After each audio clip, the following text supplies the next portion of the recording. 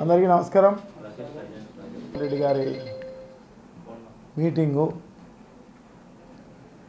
కడప జిల్లాలో వైఎస్ఆర్ జిల్లాలోనే తుస్సుమనింది అది ఇది అని మాట్లాడిన పరిస్థితి ఉంది.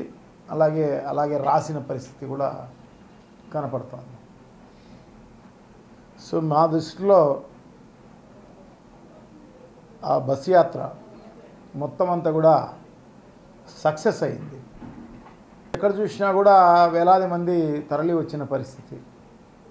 సో నా అనుభవంలో నేను గతంలో కూడా చాలాసార్లు అంటే ఎన్టీ రామారావుది ఫస్ట్ పార్టీ పెట్టినప్పుడు చూడడం జరిగింది. దానికంటే ముందు జనతాదళ్ అని చెప్పేసి దానికి సంబంధించిన వేవును చూడడం జరిగింది. తర్వాత జగన్మోహన్ రెడ్డి గారి ఓదార్పు యాత్రలు అన్నీ కూడా చూడడం జరిగింది. దానికి అన్ని దానికంటే మించిన విధంగా నిన్న సూపర్ సక్సెస్ అయిన పరిస్థితి అన్నమాట. సో ఎందుకంటే చంద్రబాబు నాయుడు గారి పరిపాలనలో దాదాపు 5 నెలలు కాలం జరిగింది. మర్డర్ జరిగినప్పుడు చంద్రబాబు నాయుడు గారు ముఖ్యమంత్రిగా ఉన్నారు. సో ఆయన వెంకటేశ్వరరావు అని చెప్పేసి డీజీ ఇంటెలిజెన్సు ఆయన చూస్తూ ఉన్నాడు, డీజీ ఇంటెలిజెన్స్ ఆయన. సో ఆయన ఇది అంతా కూడా మాఫీ చేసే కార్యక్రమం అంతా చేయడం జరిగింది. తెలుగుదేశానికి అంటకుండా అన్ని కార్యక్రమాలు చేపట్టడం జరిగింది. ప్రీ మర్డర్ ఏమీ లేదు, అంతా కూడా పోస్ట్ మర్డర్ అన్నమాట. వాళ్ళు ఇప్పుడు మనకు ఉన్న సాక్ష్యాలు కానీ కానీ పోస్ట్ మర్డర్ తప్ప ప్రీ మర్డర్ లేదు. సో ఆ మర్డర్ చేసిన ఆయన దస్తగిరి ఆయన పెద్ద ఎత్తున ఆయన నేనే మర్డర్ చేసిన, చాలా బ్రూటల్గా చేసిన, చాలా కిరాతకంగా చేసాం మేమంతా అని చెప్పేసి ఆయన ప్రెస్కు ఇవ్వడం జరిగింది. సో అట్లాగే సిబిఐ వాళ్ళకు స్టేట్మెంట్లు ఇవ్వడం జరిగింది. అందరికీ సిట్టుకు అన్ని దానికి కూడా ఇచ్చిన పరిస్థితి.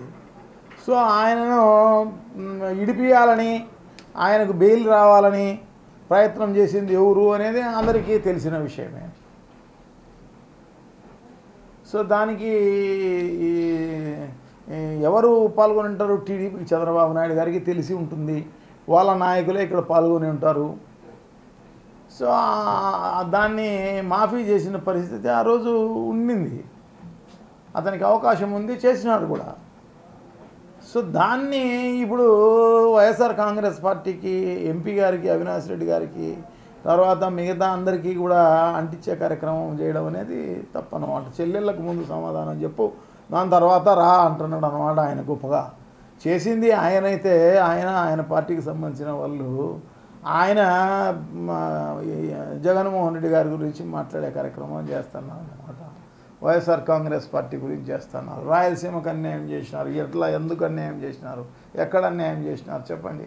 రాయలసీమకు ఎంత న్యాయం చేయడం జరిగిందన్నమాట.